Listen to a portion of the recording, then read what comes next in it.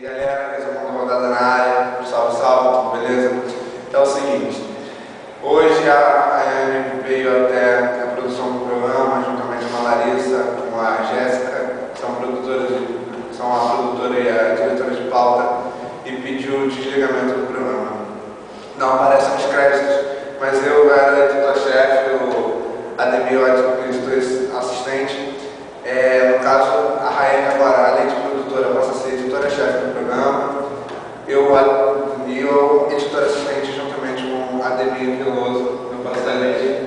Beleza? Esse fica na bancada. Tudo bem, gente? Vamos lá. Primeiramente, eu gostaria de saudar todas as mães, porque ontem foi o Dia das Mães, principalmente a minha, Dona Cíntia. Beijão pra você. Mandar um beijo pra minha mãe, Serra, mãe, um beijão. Vamos lá, segue a pauta. No sábado nós chegamos no amistoso Vasco da Gama e Tupi de Minas Gerais. Foi um jogo relativamente fácil pro Vasco, placar elástico, não teve grandes dificuldades para vencer. O time foi bem mudado ao longo do jogo. Acho que foi um teste pequeno por enquanto, mas acho que semana que vem contra o Figueirense no sábado, acho que esse a gente pode ver o tamanho da força que o time está conseguindo. Me desculpe, Jorge, mas o time bem fraco. Bem fraco. Vamos lá. No sábado também, no estádio de Moça Bonita, tivemos o jogo de ida da final do Campeonato Carioca de Juniores. Fluminense 3, Flamengo 0. Particularmente, eu não cheguei a acompanhar o jogo, mas pelo que eu soube foi um jogo de qualidade. O garoto Birubiru do Fluminense foi o nome da partida, foi o destaque do jogo. Fez 2 gols. Jogou muito bem. O Fluminense teve uma partida, do ponto de vista tático, excelente, perfeito. O Flamengo ficou encurralado no seu campo o jogo quase inteiro. Vale lembrar que foram 2 gols do Birubiru e um do Douglas, que tinha acabado de entrar. Não era o mesmo Birubiru, você estava dando. Deu bastante sorte. Vamos lá. Sábado nós tivemos o treino do GP da Espanha de Fórmula 1. O Nico Rosberg fez a pole, mas o carro da Mercedes, pelo que se parece, é muito bom para a classificação e horrível para isso. Exatamente. Quando eles estão correndo sozinhos, né, o carro da Mercedes, o desempenho é melhor, é muito mais fácil do que competindo com outros. O carro da Mercedes consome muito pneu e isso se caracteriza na corrida. Fernando Alonso foi o vencedor do GP, que teve Kimi Raikkonen na Lotus Renault como segundo colocado. Esse é um outro carro que também economiza bastante pneu. Exatamente. E o terceiro lugar ficou a cargo do nosso querido Felipe Massa. O Felipe Massa foi uma surpresa, né? Fez uma corrida de recuperação, porque ele largou em nono lugar nisso, e conseguiu chegar em terceiro. Ele na classificação fez o 6º tempo, mas como no Q2 ele atrapalhou o Mark Webber, a direção de prova achou por bem puniu em 3 posições. E já há bastante tempo ele vem ali apenas ficando em 6º, 5º, 8º, por aí. E dessa vez ele conseguiu chegar em terceiro, mais pontos. Não só pela colocação do Massa, mas desde o acidente dele, foi a melhor corrida dele. Ele teve uma estratégia boa junto com seu engenheiro Robert Medley.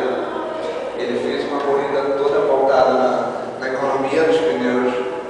Ele soube economizar bem os pneus do seu carro, ele soube atacar no ponto certo, soube defender no ponto certo. É muito difícil você tirar por um lance só a corrida inteira, mas eu diria que o Alonso venceu quando fez os 2 ultrapassagens por fora da largada. Exato. Passou e assumiu a segunda colocação e... Outro ponto positivo é o Kimi Raikkonen. Ele é um excelente piloto, apesar do carro dele não ser top de linha, mas ele vem muito bem, sempre competitivo, chegando em primeiro ou subindo ao pódio. Exatamente. O Kimi Raikkonen é um excelente piloto, seu carro também é muito bom, economiza pneus. Eu diria que a Lotus ascendeu ao lugar da McLaren. A McLaren esse ano está muito ruim. E eu não diria só com a saída do Hamilton, porque os outros 2 pilotos que lá estão, o Jenson Button e o Sergio Pérez também são muito bons pilotos. geral de pilotos, o Sebastian Vettel, da RBR, é o primeiro, o Kimi Raikkonen tem a segunda posição, o Fernando Alonso é o terceiro, o Fernando que já venceu 2 GPs, o Sebastian Vettel também já venceu 2 GPs, o outro foi vencido pelo Kimi. E o Massa, o brasileiro Massa, está na 5ª colocação geral de pilotos, né? De construtores, RBR, Lotus e Ferrari. As melhores equipes. Vamos lá. No Flamengo nós tivemos uma notícia interessante. O jornal inglês The Sun revelou um suposto interesse do clube rubro-negro em Rio Ferdinand, zagueiro do Manchester United. Bom, ele é um ótimo zagueiro, mas eu acho que para os padrões brasileiros ele estaria um pouco, vamos dizer, velho, né? E ele já tem acho que 38 anos, se não me engano, é isso? Exato. Ontem, numa entrevista na Super Rádio do Pico, Valim Vasconcelos desmentiu isso e falou que não sabe nem de onde surgiu esse nome. E vale lembrar que o The Sun também é um jornal sensacionalista do tempo. Mas também vale lembrar que são boatos. O pessoal joga uma coisa, uns acreditam, outros noticiam, por aí vai. Pode ser que seja verdade, ou pode ser que nada aconteça, nada seja levado à frente. Vamos lá, o Fluminense, o destaque não fica por conta do futebol, fica por conta do basquete. O clube venceu a Supercopa Brasil e briga por uma vaga na NBB. A NBB é um belíssimo campeonato, né? O Fluminense é uma equipe nova, foi montada há pouco tempo. Esse ano. Tem tudo para ser surgir novos talentos, quem sabe até colocar alguns jogadores na seleção. Exato. O Vasco da Gama, a notícia que chega por lá, é de que o leste europeu pode ser o destino do jovem Romário. As conversas com o Guangzhou da China, elas estagnaram e clubes dessa região entraram em contato com o Vasco e podem sim atravessar o negócio com o Guangzhou. Eu acho que seria o melhor negócio para ele ser negociado com o futebol do leste europeu. Até porque talvez o time teria um pouco mais de tradição do que o futebol chinês, que talvez na China ele perderia um pouco de mercado, um pouco de visibilidade do futebol dele. E o leste europeu vem ascendendo também no futebol. Exatamente, está surgindo novos talentos, jogadores que estão sendo negociados com grandes clubes da Europa. E por aí vai. Vamos lá. O Maracanã. O Ademir introduziu o assunto no último resumão e hoje nós vamos discorrer um pouco sobre ele. O consórcio Maracanã S.A., formado pela IMX, que é a empresa do Ike Matisse, pela Odebrecht, que é a empresa que realizou as obras do Maracanã, e a AEG, uma empresa inglesa de administração, venceu a licitação do complexo esportivo do Maracanã, não só o estádio, todo o complexo. A licitação, através de um pedido do Ministério Público, chegou a ser suspensa, mas no último dia 10, sexta-feira, a notícia que chegou é que essa liminar suspendendo tal licitação já foi anulada também. São trâmites complicados, né? Tem que frisar bem o que está acontecendo, ver certinho, porque você pegar um estádio e começar a administrar ele pode ser um problema grave futuramente, porque muitos vão dizer que está ruim, que não está bom, que vai depender muito do que ele souber fazer, do jeito, da forma que ele particularmente souber administrar o negócio. Flamengo e Fluminense já entraram em contato já vinham mantendo contato com os dois consórcios que brigavam pela licitação. O problema é que ambos os times, a licitação quer manter o contrato por todos os anos de administração, 35 anos. Fato que pode ser, como direi, desvantajoso para os clubes daqui a alguns anos. Eu acho que o ideal seria manter o contrato, sim, talvez, com as empresas do Rei, porém por um tempo menor, uns 10 anos, talvez. Porque aí, futuramente, poderiam vir outros para administrar, talvez o negócio ficasse melhor do que a administração dele. Aí teríamos que ver como é que tudo vai correr conforme o tempo. Vamos lá. Hoje, terça-feira, está ocorrendo que é os mais distantes nesse momento, 10 horas e 42 minutos, horário de Brasília, a convocação dos jogadores que irão disputar a Copa das Confederações pela seleção brasileira. Em uma entrevista ontem ao Jogo Extra, Carlos Alberto Parreira, coordenador técnico da seleção brasileira, confirmou nomes de alguns jogadores para a Copa das Confederações e até mesmo para a Copa do Mundo do ano que vem. Júlio César, goleiro do Queen's Park Rangers, Daniel Alves, lateral do Barcelona, Thiago Silva, David Luiz, zagueiros, Fred e Neymar, dois atacantes, serão figurinhas carimbadas em ambas as convocações. Esses jogadores, exceto o Neymar, ele tem uma certa experiência em nível dessas de seleção, de convocações. E o Neymar é um talento, né? O melhor jogador do Brasil, porém não está mostrando isso atualmente. Mas pelo que ele vem jogando, é merecida a convocação dele. Vamos lá, para você, qual seria o time titular da seleção brasileira para a Copa das Confederações? Bom, o time titular que, para mim, né, deveria ser, iniciando com o Júlio César, o Daniel Alves, na zaga o David Luiz e o Thiago Silva, na lateral esquerda o Marcelo, dois volantes, eu botaria o Ramires e o Paulinho, no meio de campo eu entraria com o Ronaldinho e o Oscar, no ataque o Fred e o Neymar. Boa seleção. A minha seria um pouco diferente dessa.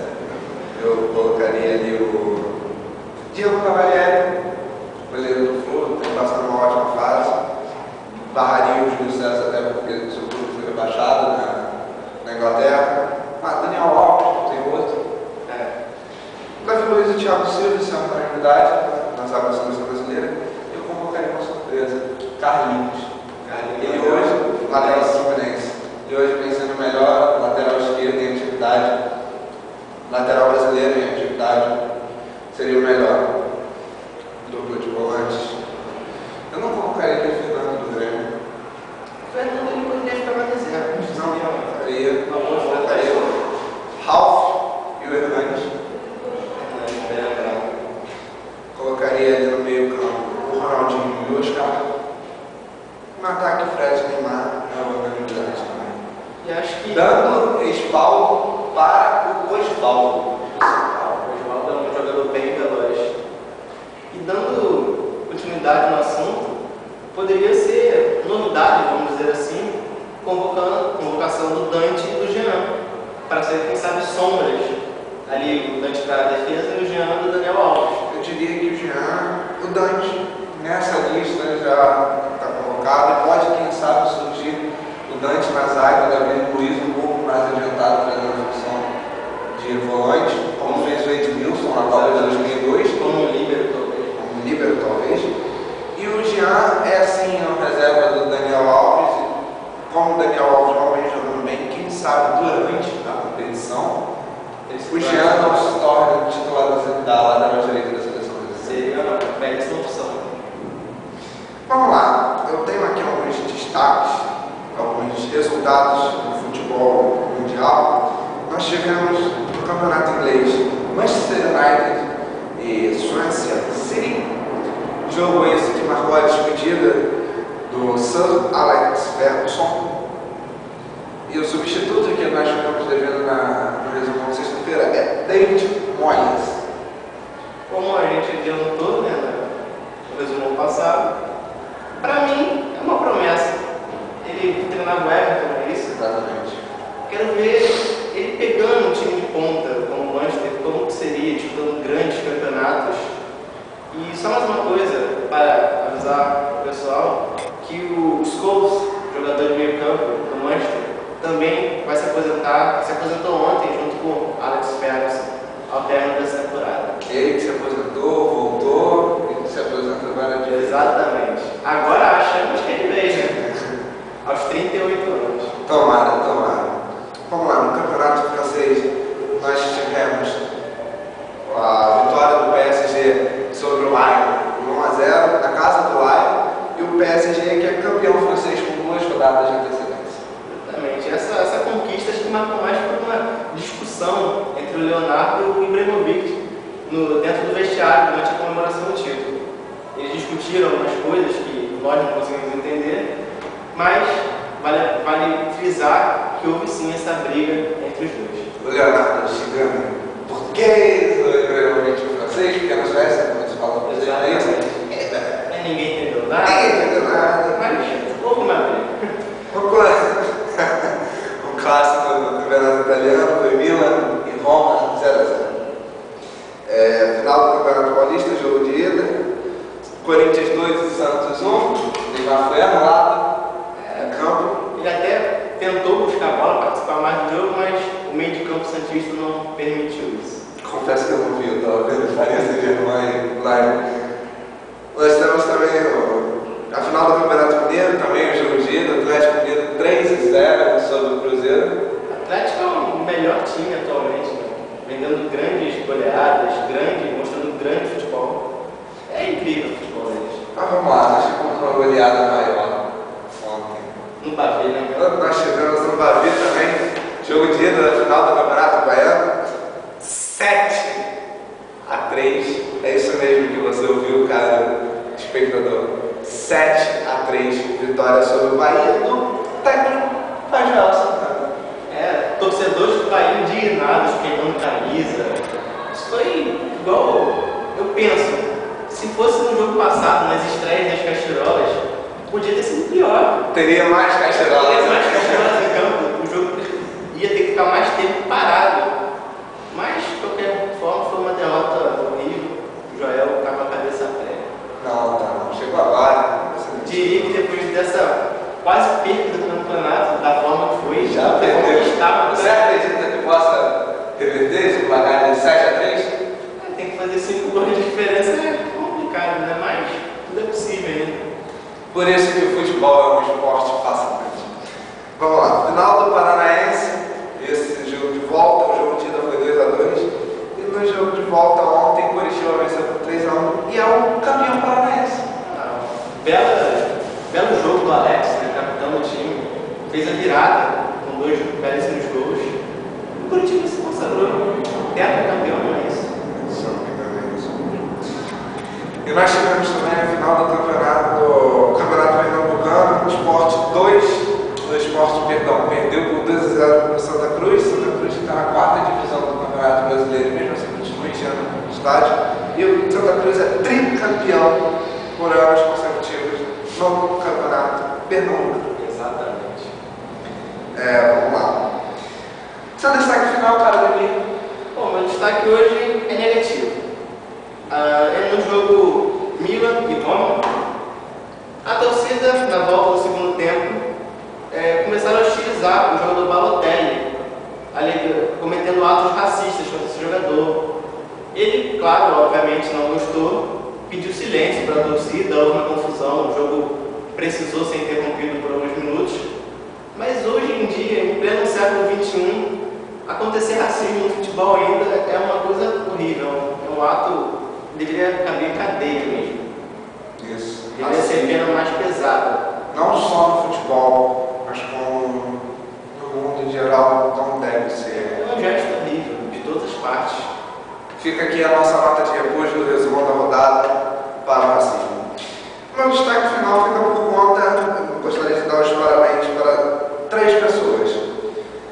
2 repórteres do caderno Jogo Extra, Lucas Calil e Rafael Oliveira, pela excelente matéria veiculada ontem sobre o doping, e para a editora e repórter Lúcia Martins, pela entrevista ao Parreira.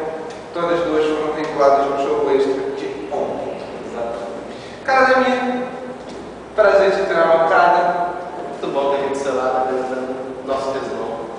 Galera, salve, salve.